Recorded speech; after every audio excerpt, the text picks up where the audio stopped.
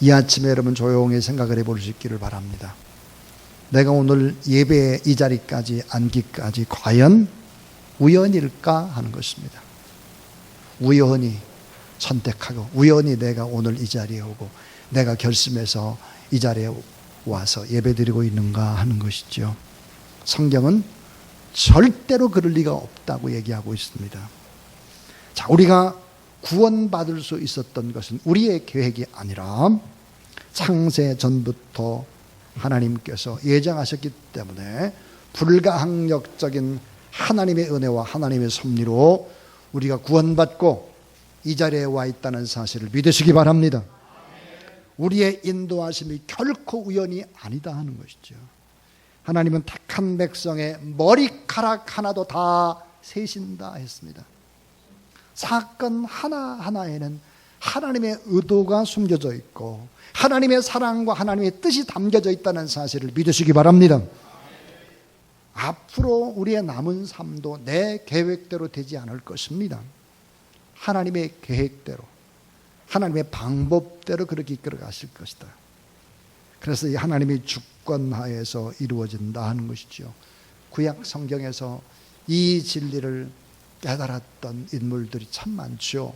그 가운데 대표적인 인물 요셉의 삶을 한번 생각해 보십시오. 요셉 그는 소년 때 17살의 형들의 미움을 받습니다. 그리고 죽을 고비를 넘기죠. 그리고 애굽의 노예로 팔려가는 신세가 됩니다. 그는 히브리 백성, 믿음의 백성, 선택받은 백성이라고 하는 의식을 가지고 파란만장한 삶들을 살아가죠. 드디어 약관의 30세의 나이에 전 세계를 지배하는 애굽의 총리 대신, 그러니까 국무총리가 됩니다. 그때 자기를 미워해서 죽이려고 했고 노예로 팔아버렸던 형들을 만나게 됩니다. 요셉은 지난 세월을 돌아보면서 궁중에서 방성대곡했다. 통성 엉엉 울어제낀 것입니다. 한동안 소리내서 울고 또 울고 전 세계를 움직이는 애굽의 총리가 울어야 했습니다. 그리고 그 요셉을 팔아버렸던 형들은 발발발 떨고 있습니다. 자기들이 죽을까 봐 거짓골이 되어서 겁에 질려서 요셉 발 앞에 엎드려 있는 형들의 손을 잡으면서 이렇게 말합니다. 창세기 45장 5절부터 8절. 형님, 저를 팔아버린 것 때문에 너무 걱정하지 마십시오. 너무 가슴 아파하지 마십시오. 하나님께서 많은 생명들을 구원해 내기 위해서 저를 먼저 애굽으로 보낸 것뿐입니다. 하나님이 앞서 보내셨고 하나님이 큰 구원을 이루시고 그러시려고 섭리하셨고 인도하신 것입니다. 저를 애굽 땅으로 보낸 자는 하나님이십니다.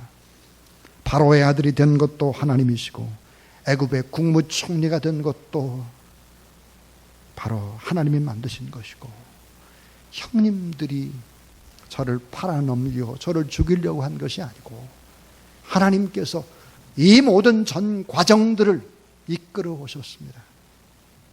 모두 다 하나님이 하셨습니다. 이렇게 요셉이 고백하고 있는 것이죠. 하나님의 절대주권, 인생의 배후에 강과 약을 조절하시면서 이끄시는 하나님이 계셨다. 하나님의 주권은 인간의 구원뿐만 아니라 인생관이나 세계관이나 우주관이나 정치, 경제, 사회, 문화, 교육 모든 영역에서 역사하고 계시다는 사실을 믿으시기 바랍니다. 이 나라의 민족이 참 어찌 될지 여러분 근심 걱정하고 많은 어려움 속에 참 앞날을 두려워하는 분들이 참 많이 있을 것입니다. 저도 마찬가지입니다. 그러나 한 가지를 믿습니다.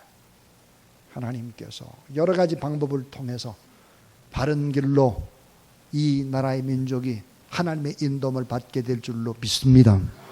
그 이유는 우리가 하나님 앞에 하나님을 경외하고 예배하고 전 세계에 187개국이 되는 나라에 선교사를 파송한 나라이기 때문에 하나님께서 아름답게 조율해 가시리라 믿습니다. 오늘 성경의 말씀 에레미야 18장 6절을 보니까 나 여호와가 이르노라 이스라엘 족속아 이 토기장이에 하는 것 같이 내가 능히 너에게 행하지 못하겠느냐. 이스라엘 족속아 진흙이 토기장의 손에 있음 같이, 여러분 따라하세요. 너희가 내 손에 있느니라. 예, 너희가 내 손에 있다 그랬습니다. 하나님께서 에레미야에게 골짜기에 있는 토기장의 집으로 내려가라 했습니다. 하나님은 토기장이가 진흙으로 토기를 만드는 과정을 통해서 실물 교육을 시킵니다. 에레미야가 토기장이의 집으로 내려가 보니까 토기장이가 농로를 돌리면서 진흙을 가지고 토기를 빚고 있었습니다. 자기 뜻대로 모양이 나오지 않으니까 어때요? 깨뜨리고 다시 만드시는 이 광경을 보여주면서 에레미야에게 여호와 하나님께서 말씀합니다. 토기장의 손에 토기가 만들어지고 잘못되어지면 다시 깨버리고 다시 만드는 것처럼 이스라엘 백성들에 대해서도 나는 민족을 파해버릴 수도 있고 세울 수도 있고 다시 헐어버릴 수도 있고 다 그렇게 할 수 있다. 대한민국이란 이 나라도 다 하나님의 주권 안에 있음을 믿으시기를 바랍니다. 자, 이 민족의 장래도 하나님의 손에, 한국교회 장래도 하나님의 손에, 나라와 민족 남북의 통일의 문제도 하나님의 손에 있습니다. 여러분 자신도 여러분의 가정도 여러분의 자녀도 다 하나님의 손에 있다 하는 거죠. 자, 누구의 손에 있느냐? 하나님의 손에. 너희가 내 손에 있느니라. 이 말씀 속에서 우리가 몇 가지 교훈들을 살펴보면서 하나님의 음성을 듣기를 원합니다. 자, 첫 번째 이야기입니다. 첫 번째는 따라하세요. 너희가 하나님의 절대 주권 안에 있다. 자, 너희가 하나님의 절대 주권 안에 있다는 거예요. 하나님이 허락하시지 않으면 공중나는 참새 한 마리도 떨어지는 법이 없다 그랬어요. 하나님이 완전하시고 온전하시기 때문에 그 주권 아래 있음을 확신할 때 우리는 어떤 상황 속에서도 낙심치 않고 꿈과 용기와 희망을 가질 수 있다. 왜? 하나님의 주권, 하나님이 잘 합력해서 선이 되게 하시고 결국 네 아픔과 고통도 또 잘 되게 하실 그 하나님을 바라보기 때문에 희망과 용기와 꿈을 가질 수 있다 하는 거죠. 하나님의 뜻과 하나님의 섭리를 믿는 사람은 극단의 상황 속에서도 최상의 꿈을 꿀 수 있다. 그러므로 마침내 하나님께서 우리를 낮추시고 마침내 우리를 시험하시다가 결국은 복을 주시고 합력해서 선이 되도록 하신다는 사실을 믿으시기를 바랍니다. 일제 치하 때의 일이죠. 민족운동을 하시던 신앙인 가운데 여러분 잘 아는 월남 이상재 선생님이 계십니다. 자, 감옥에서 많은 고통을 당하시는데요. 일본 형사가 묻습니다. 당신의 뒤를 밀어주는 사람이 누구요? 당신의 뒷배경을 말하시오. 당신이 믿는 구석이 있으니까 이렇게 행동하는 거잖아. 누가 당신 뒤에 있는 거야? 이렇게 이제 물었습니다. 그때 월남 이상재 선생님은 말하기를 뒷배경이 있긴 합니다. 얼마나 엄청난 뒷배경인지 모릅니다. 제가 이러니까 이렇게 이 감옥 속에서 이렇게 기뻐할 수 있는 것이죠. 뒷배경이 있습니다. 일본 형사가 눈을 동그랗게 뜨고 그게 누구요? 당신의 뒤를 대고 있는 게 누군지 어떤 놈이요? 이상재 선생님은 큰 소리로 그분은 여호와 하나님이 있습니다. 나의 주님이 있습니다. 자, 우리는 작은 깃털에 불과하죠. 우리의 몸체는 주님이시다 하는 거예요. 너희가 내 손에 있느니라. 이 말의 의미는 뭘까? 너희가 하나님의 절대 주권 안에 있다는 뜻이다 하는 거예요. 오늘 이 말씀 속에서 너희가 하나님의 절대 주권 안에 있다라고 하는 이 말의 의미를 조금 더 자세하게 한번 생각을 해보도록 하겠습니다. 그것은 바로 이것입니다. 오늘 말씀에. 자, 진흙은 인생을 비유하는 것이다. 진흙은 인생을 비유하는 것입니다. 자, 토기장의 손에 있는 진흙은 사람을 의미합니다. 사람. 욥기 33장 6절에도 나는 흙으로 지으심을 입었은즉 그랬고 이사야 64장 8절을 보니까 여호와여 주는 우리의 아버지십니다. 우리는 진흙이요 주는 토기장이시니 우리는 다 주의 손으로 지으신 것이라 그랬습니다. 자, 오늘 우리가 누구일까? 우리는 진흙이다. 진흙은 인생을 비유한다는 거예요. 또 하나는 따라하세요. 토기장이는 하나님이시다. 오늘 말씀의 토기장이는 하나님을 비유합니다. 자, 주는 토기장이 나는 진흙 그랬습니다. 사도 바울도 하나님을 토기장이라고 말씀을 했죠. 자, 토기장이 도예가란 말이죠. 도예공입니다. 자, 도예가이신 주님, 여러분 도예가에는 권위가 있죠. 그래서 자신이 원하는 작품이 나오지 않으면 자, 원하는 작품이 나올 때까지 계속 깨뜨려 버리는 것이죠. 저는 이 도자기를 참 좋아합니다. 그래서 제가 이제 가끔씩 시간이 나면 가는 도예가의 집이 있죠.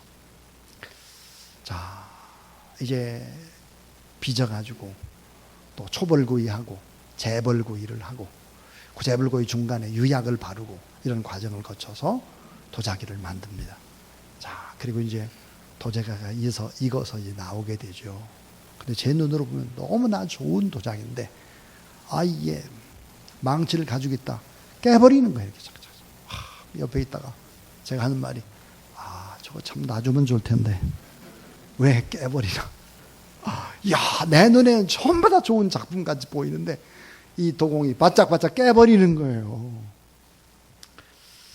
자, 도예가는 그 작품의 가치, 자신의 혼을 불어넣은 그 혼천의 힘을 다한 열정을 가지고 있기 때문에 자기가 마음에 안 들면 깨버리는 거죠.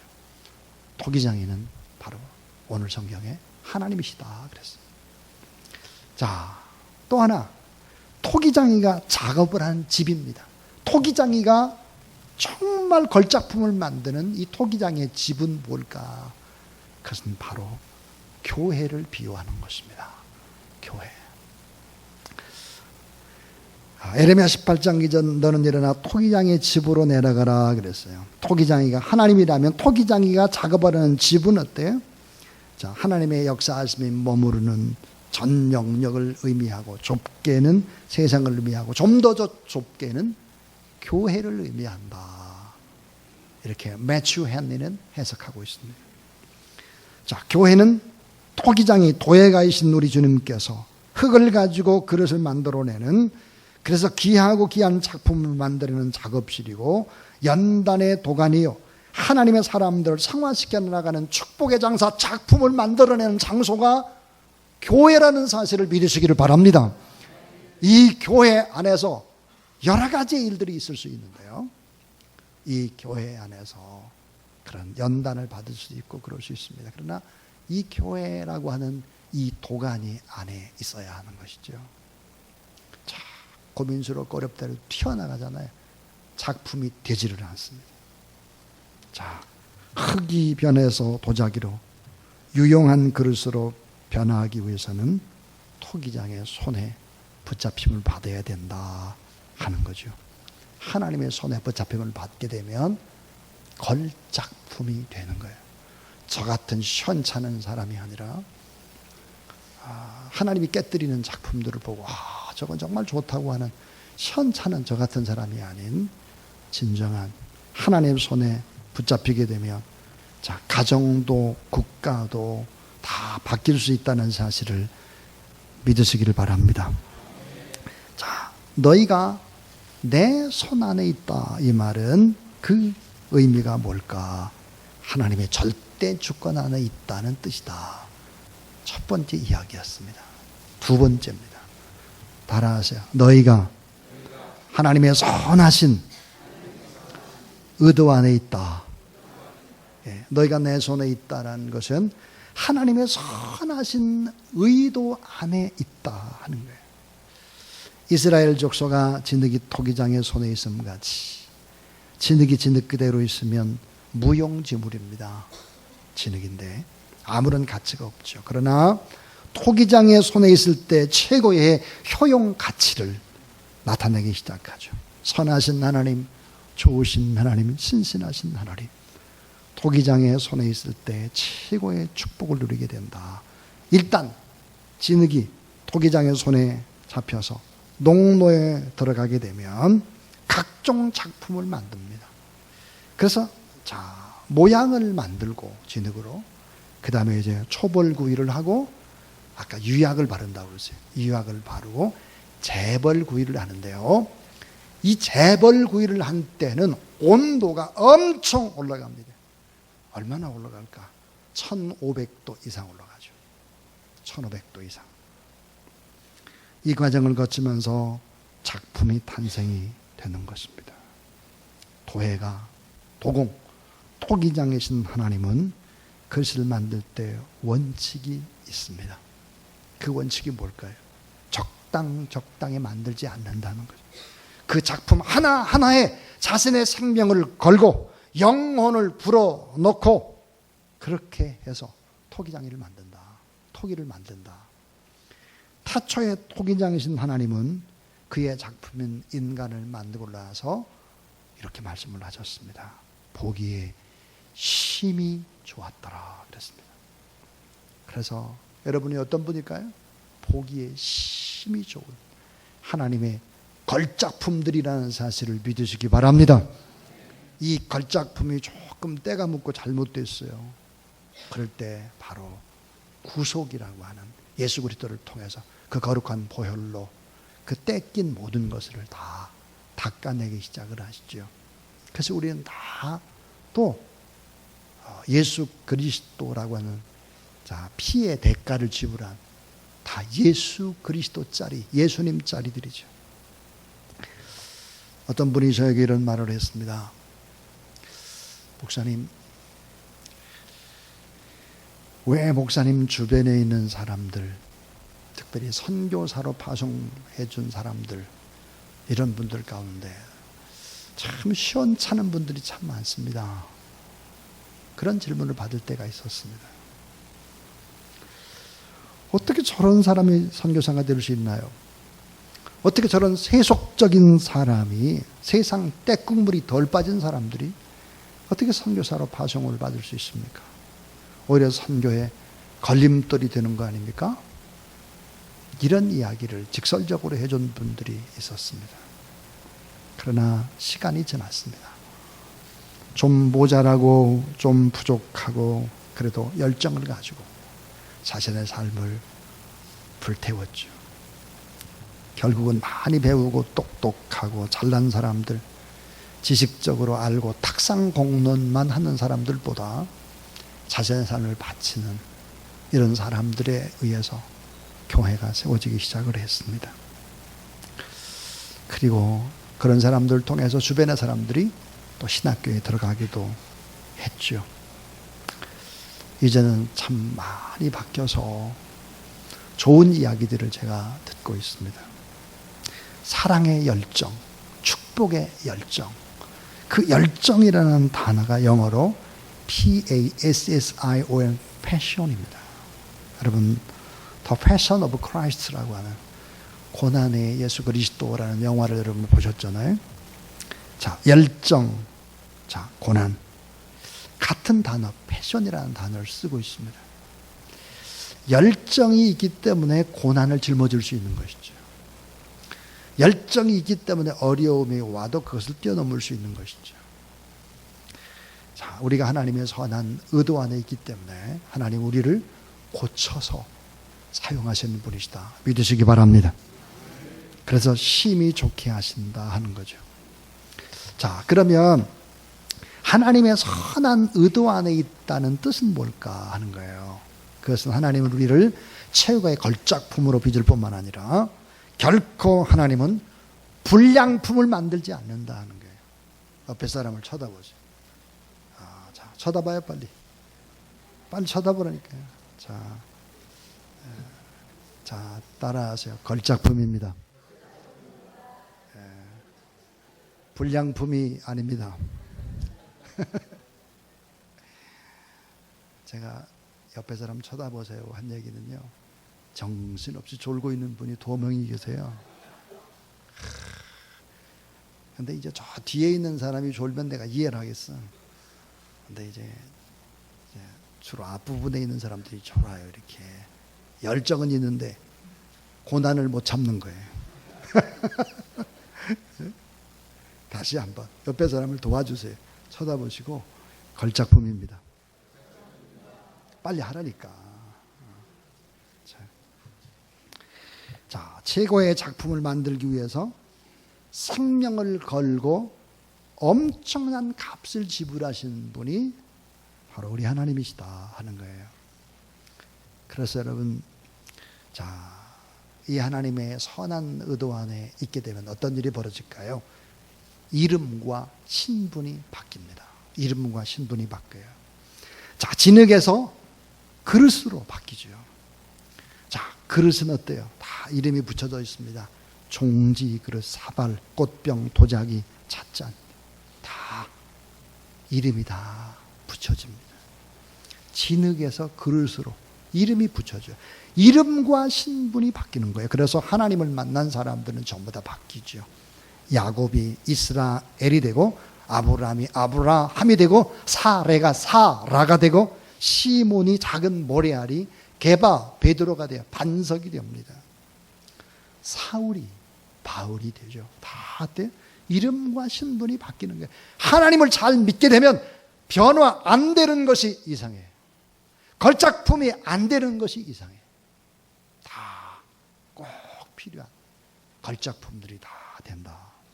또 하나 따라하세요. 목적이 바뀐다. 예, 집 밖에 있던 흙이 진흙이 되니까 그릇이 바로 이제 그릇이 되니까 집 안으로 들어오게 되죠. 주님을 위해 쓰여지게 됩니다. 요긴한 물건이 되는 거예요. 주님과 관계가 없고 구원과 소망이 없고가 아니라 이제는 주님을 바라보고 목적이 바뀌는 것이요. 그 목적이 하나님의 영광으로 바꿔지게 되는 것이다 하는 거예요. 또 하나 용도가 바뀝니다. 용도.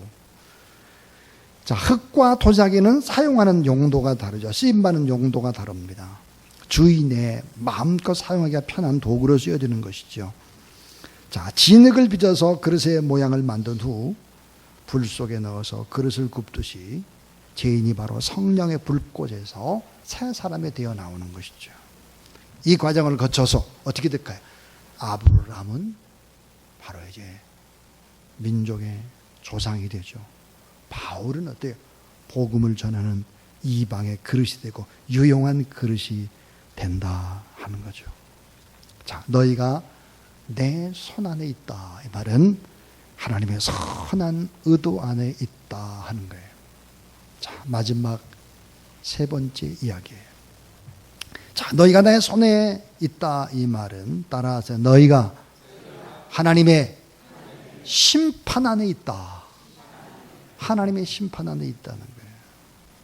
예레미야 18장 4절에 보니까 진흙으로 만든 그릇이 토기 이야기한 손에서 파상하매 그가 그것으로 자기의 의견에 선한 대로 다른 그릇을 만들더라 그랬어요. 그러니까 어때요? 그릇이 마음에 들지 않으면 다 깨버리고 다시 만들었다는 거죠. 하나님의 심판, 하나님의 심판에는 언제나 이런 것들이 숨겨져 있습니다. 하나님은 성급하게 파괴시키거나 성급하게 심판을 행하지 않는다는 거예요. 하나님의 심판 안에는 숨겨져 있는 것이 있습니다. 그것은 긍휼과 사랑입니다. 긍휼과 사랑. 끝까지 긍휼히 여기고 끝까지 사랑하세요.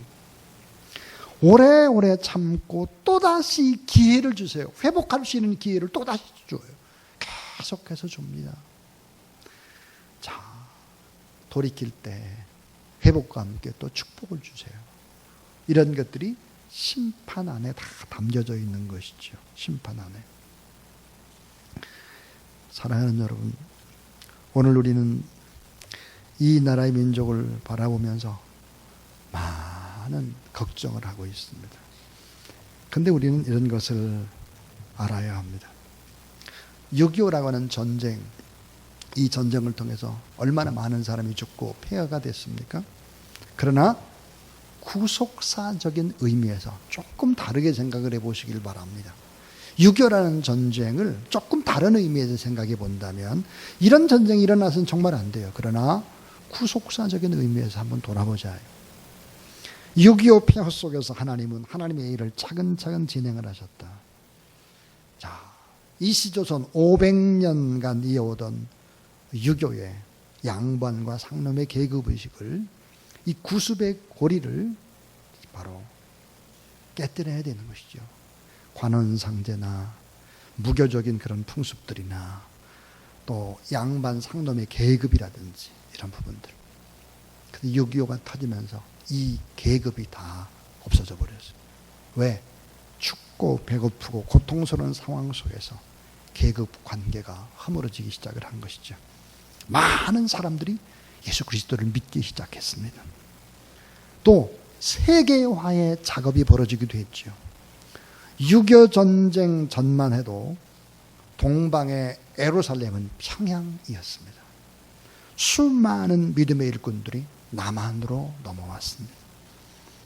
자, 여러분 가장 정말 한국 기독교에 엄청난 영향을 미친 사람을 꼽아라 그러면 아마 한경직 목사님이실 것입니다. 영락교회.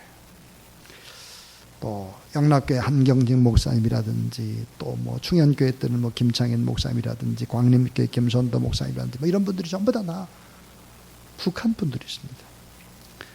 오늘날 한국교회를 잘 이끌었던 초창기의 목사님들 다 원로들이 다 상당수가 북의 고향을 둔 분들이죠. 자, 교회가 점점 부흥되고 경제가 회복되고 이제는 정말 이 나라의 민족 얼마나 많이 바뀌었는지 모릅니다. 결국은 이런 생각을 해볼 수 있습니다. 따라하세요. 너희가 내 손에 있느니라. 오늘 본문의 에레미야는 예루살렘의 멸망 전과 멸망 후를 똑똑히 지켜본 사람입니다. 에레미야는 앞으로 멸망하게 될 조국의 앞날을 내다보면서 하나님의 음성을 듣고 에레미야서를 기록을 하죠. 하나님이 뜻대로 살지 않고 회개하지 않을 때 토기장에 계신 하나님께서 토기를 깨뜨려 버리듯이 한 민족을 깨뜨릴 수 있다 하는 것을 에레미야는 알고 있었습니다. 저는 이제 설교를 마치면서 이런 결론을 내리려고 합니다. 자, 본질적인 죄가 뭘까 하는 거예요. 이 세상의 가장 큰 범죄는 뭘까 하는 거예요. 여러분, 이 세상의 본질적인 죄가 뭘까요? 가장 큰 무서운 죄가 뭘까요? 그 시작이 뭐냐 하는 거예요.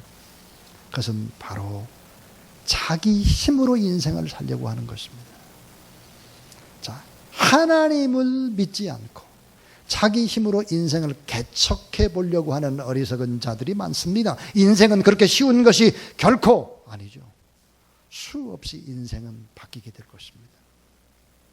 자, 하나님을 믿으면 하나님의 손 안에서 선한 의도 안에서 아름답게 빚어질 텐데 내 힘으로 내 노력으로 내 의지로 내 신념으로 행복한 인생에 도전하는 사람들, 이런 사람 본질적인 죄인입니다. 또 하나, 하나님을 믿지 않고 인생을 살아가는 사람이 본질적인 죄라고 했다면 또 하나는 회개하지 않는 거예요. 회개하지 않는 거. 자, 회개하면 기회를 줄 텐데요. 성경은 죄 없는 의인의 이야기가 아닙니다. 회개한 사람들이 어떻게 바뀌어졌을까? 어떻게 변화되나? 그 사람을 통해서 얼마나 위대한 역사가 일어날까 하는 것을 나타내 보여주는 것이 성경입니다. 아브라함의 얘기가 그렇습니다. 모세의 얘기가 그렇죠. 바울의 얘기가 그렇습니다. 오늘 우리들의 얘기도 마찬가지. 두려움을 가지고 하나님 앞에 작은 부분이라도 내 가슴을 칠 줄 아는 사람, 이 사람이 진짜인 거예요. 자, 본질적인 죄는 뭘까요? 기도하지 않는 것입니다. 기도하면 능력의 하늘의 문이 열릴 텐데 기도하지 않아요. 기도는 생명의 젖줄이고 기도는 능력의 통로고 기도는 하늘의 문을 여는 것이고 기도는 영적 싸움의 미사일로 공격하는 것이죠. 기도는 사역이고 기도는 경영입니다. 그러니까 하나님 앞에 사무엘이 그렇게 말했어요. 나는 기도를 쉬는 죄를 결단코 범치 않겠다 그랬어요. 자, 이 일을 행하는 여호와 그 일을 지어 성취하는 여호와 그 이름을 여호와라 하는 자가 내게 이르노라. 너는 내게 부르짖으라. 내가 내게 응답하겠고 내가 알지 못하는 크고 비밀한 일을 내게 보이리라 그랬어요. 기도하지 않는 것이 가장 큰 죄예요. 또 하나 여러분 가장 큰 죄가 뭔지 아세요? 복음을 전가하지 않는 거예요. 복음을 받아들이면 다 변합니다. 전부 다 변해. 복음을 전하지 않으면 오늘 에레미야는 내 중심이 불붙는 것 같고 다 뼈가 상하는 것 같아서 하나님의 말씀을 전가하지 않을 수가 없다 그랬어요. 사도 바울도 뭐라고 말했나요? 복음을 전하자면 내가 금방 화를 당할 것 같다 그랬어요. 그래서 복음을 전합니다. 사랑하는 여러분, 하나님 앞에서 언제나 단순한 사람, 은혜 속에서 강해지는 사람, 기도 속에서 아름다운 변화를 경험하는 사람, 하나님 앞에서 신실한 그런 사람이 되어서 너희가 내 손에 있다 그랬습니다. 하나님의 손 안에서 새롭게 빚어지고 만들어지는 그런 귀한 여러분의 삶이 다 될 수 있기를 주님의 이름으로 축원합니다.